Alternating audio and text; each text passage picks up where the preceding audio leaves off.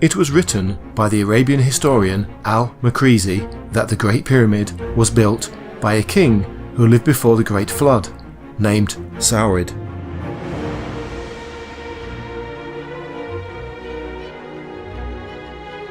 King Saurid was more commonly known in Hebrew as Enoch. With his advanced understanding of planetary events, Enoch was able to foresee the Great Flood. He then instructed the building of the pyramids to preserve treasures and written accounts of all valuable knowledge. Renowned author and researcher Erich von Daniken believes that the pyramids were constructed using alien technology from an advanced race of beings. The building is composed roughly of about 2.5 million stone blocks. Now, every technology needs a history. You have to learn how to move blocks, how to chisel them, how to cut them, how to transport them, etc. If we take Cheops as the constructor of the pyramid, Cheops' father was Snorfu. His grandfather came directly out of Stone Age. There were no time, history, evolution of technology before the Great Pyramid. If we accept Enoch, yes, because Enoch was taught by the extraterrestrials in construction and all kinds of things. Now we really have a problem. You see, technology, human technology, needs an evolution. For example, our forefathers, they learned you need a stick so that you can hold the animal a certain distance. Later they learned how a bow, a spear appears. They learned slowly that there are hard stones and soft stones that you can chisel. They learned evolution in technology. Now the pyramid of so-called Cheops, inside has different shafts and rooms. In the meantime, due to our modern knowledge, we know there is at least 1 kilometer of shafts inside the Great Pyramid. That means planning. Planning means engineering design. You have to calculate. But Cheops' father, Stone Age people, there was no time for evolution of technology, for the planning of the engineers. If Enoch was the constructor, then it would fit. All true, Enoch is older than Cheops. Enoch was the 7th patriarch before the Great Flood. So even older, it doesn't matter, because Enoch was taught by the extraterrestrials. And he says in his books, they learned me all kinds of things, including construction and engineering things. So then it makes sense. Today, maybe we could reconstruct the pyramid, but it would be so extremely expensive that no company would do such a thing. You know, 2.5 million stone blocks fit together exactly in the way they have done it there, with all these rooms. And there are not only the 3 rooms, the Queen's Chamber, the King's Chamber, the chamber under the pyramid. There are many other rooms. That all is really complicated, too complicated for a pharaoh like Cheops.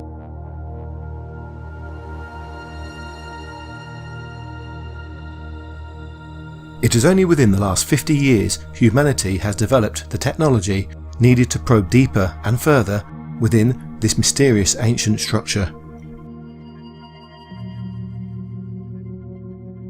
When exploring inside the Queen's Chamber, 2 small shafts can be seen on both the north and south walls. Archaeologists first believed that these 2 8-inch in diameter shafts were to be symbolic, with no real purpose, and a length of no more than 26 feet.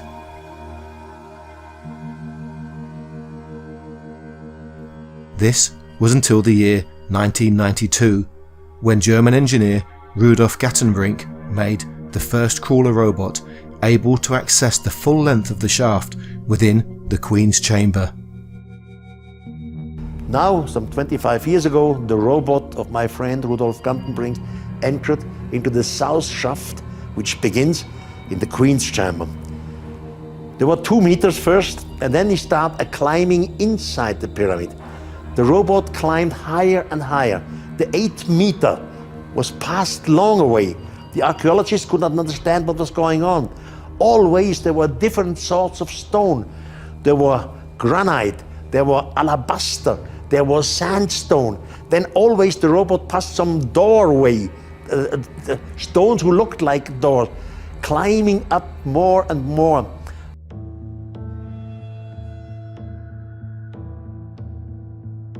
With cameras attached, this state-of-the-art robot slowly and carefully crawled an amazing 203 feet up within the south shaft before arriving at a small limestone door. The robot, because he had the camera, the robot, came to a little door. Absolute little, because it's only 14 centimeters sideways on each side. So a little door which had two bracelets, obviously two metallic bracelets. One of the metallic bracelets was broken down. They found it down on the left, on the right side. So the robot had a laser, and the laser went under the door. So we knew for sure behind this door there must be something more. In 2002, the National Geographic Society created another robot, named iRobot or Pyramid Rover. This rover was equipped with a small drill system. It was able to drill a small hole within the door. The new robot had a drill, and with this they drilled a hole into what we look as a little door. And they made an international television show. They said now for the first time they will put a camera through this hole so that the world's eyes could see what's behind the door. There was this first door with the hole, and the laser made a measuring, and about 22 centimeters behind it, behind the first door, is another wall.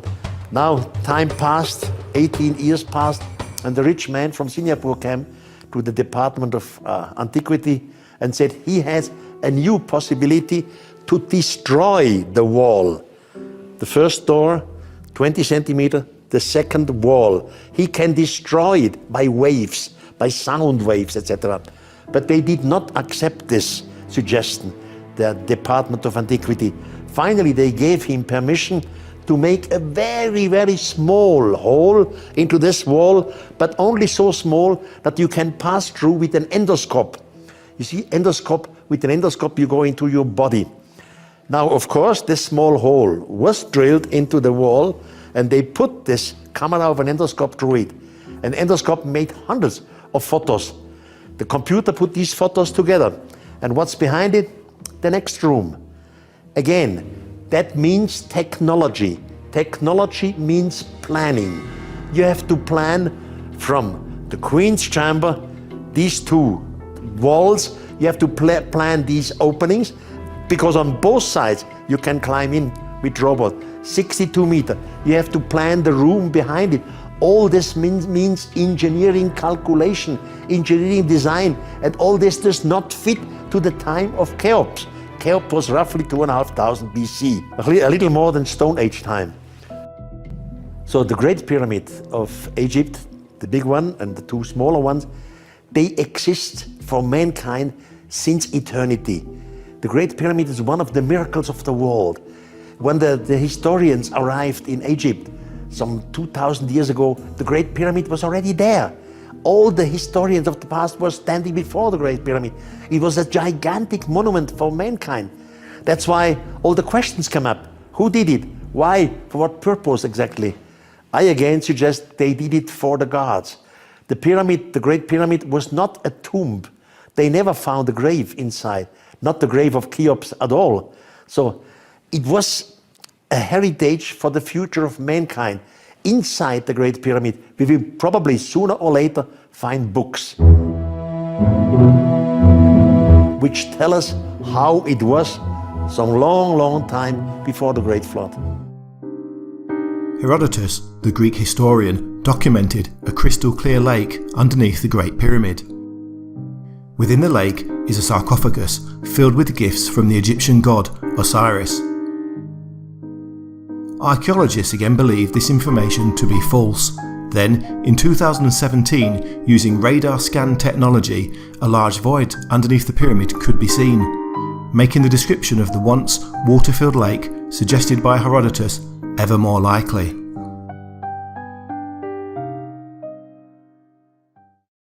Herodotus, the Greek historian who was there around 450 BC, he said that under the pyramid there is a lake, a sea, And the sea has absolutely clear water.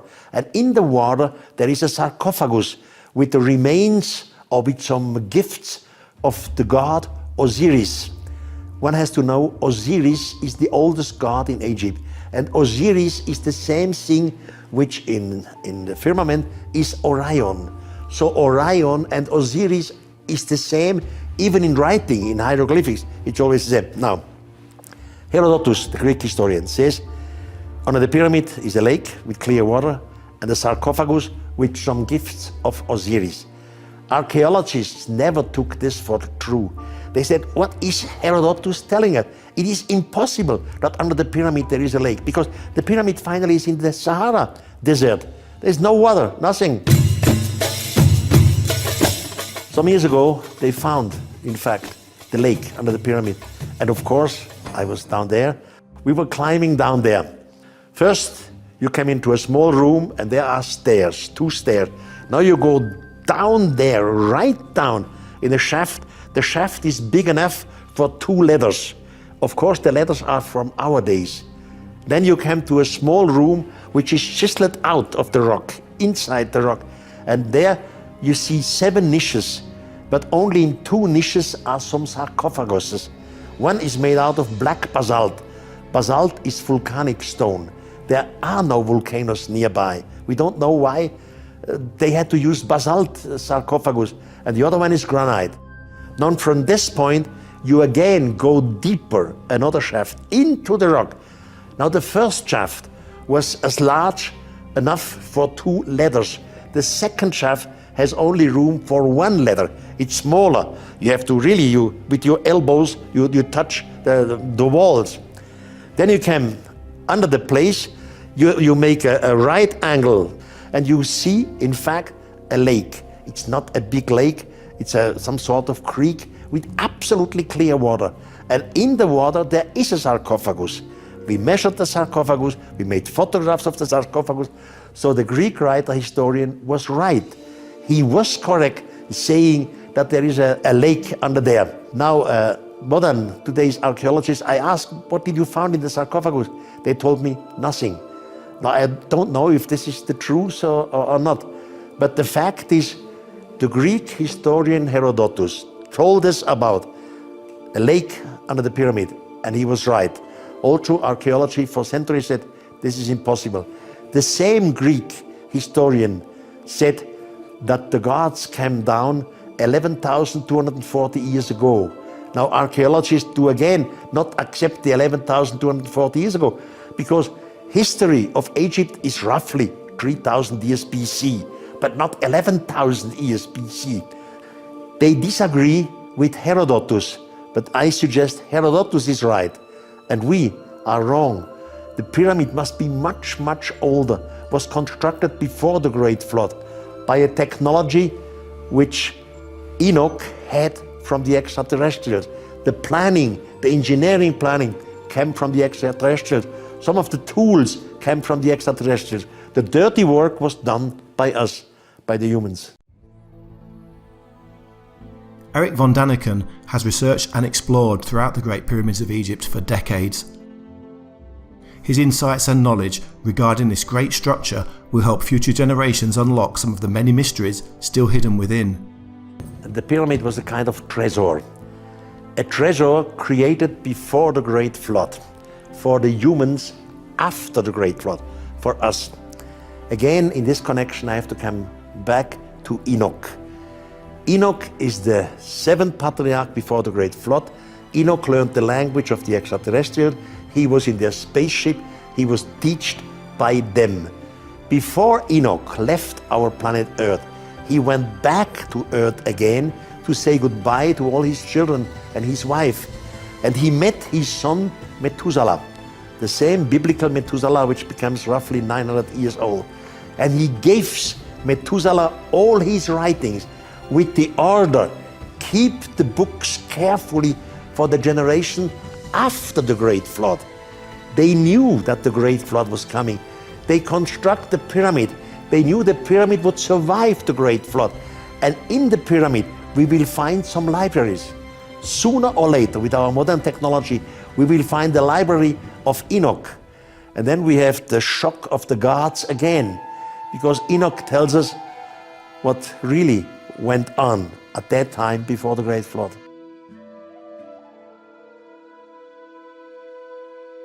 There are endless theories around the purpose and reason for the building of the Great Pyramids, with many shafts and caverns yet to be explored. We can only hope that future discoveries will be shared with the world. For me, when I look at ancient, advanced, like ridiculously, inexplicably advanced technology, the one thing I continue to go back to is the Great Pyramid at Giza. There is, in my view, not any conventional explanation for this at all. When you start getting into the mathematics, the engineering, the geographic location of it, among many, many other things, this indicates to me that whoever built that pyramid knew that the Earth was a sphere. They knew exactly where they were in relation to the entire world.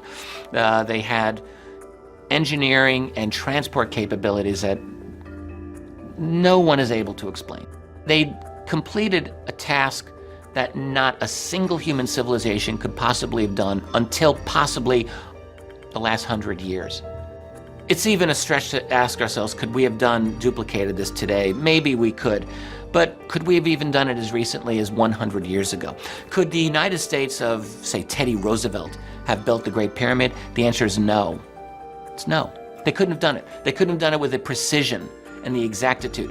So I asked myself, if the ancient Egyptians were more advanced than America of the early 20th century, then there's something wrong here with this picture. So there's something in the mix of our civilization that we're not getting. There's a hole in our ancient history. Obviously, the pyramids were something like artificial mountains. They felt to be nearer to the gods. In my opinion, the pyramid in Egypt, the big one, Cheops Pyramid, is a treasure. Inside we will find information, writings of the time before the Great Flood. One of my friends, Robert Bauval, who is a brilliant historian, he suggested that the three pyramids in Egypt are linked with the belt of Orion, and the god Osiris is the same as Orion. So I could absolutely agree with Robert Bauval, and it makes sense. Orion is Osiris.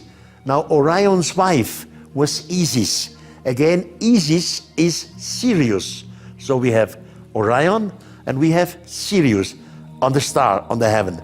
Now we have some shafts in the Great Pyramid. And on certain dates, I guess it's March 21st, these two shafts point on one side to the belt of Orion and on the other side to the star of Sirius, which makes sense. It has all to do with astronomy, and astronomy again has to do with the gods. And the gods, of course, were visitors from outer space. There is no way out because they were teachers. They taught our ancestors in astronomy, in mathematics. They were the teachers from heaven.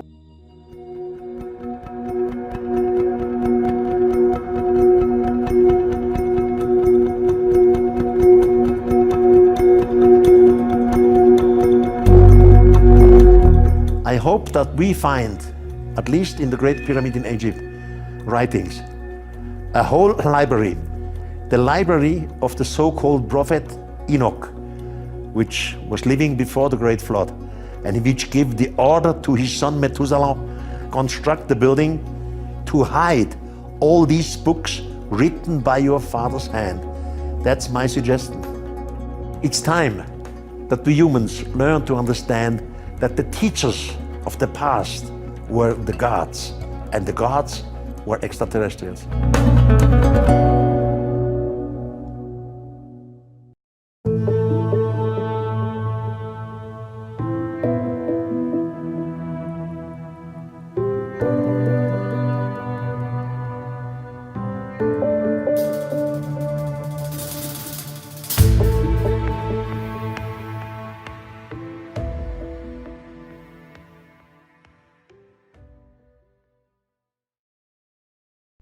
Follow your curiosity to Gaia.com and unlock the entire library with a special startup offer. Click the link in the description to get started for only 99 cents.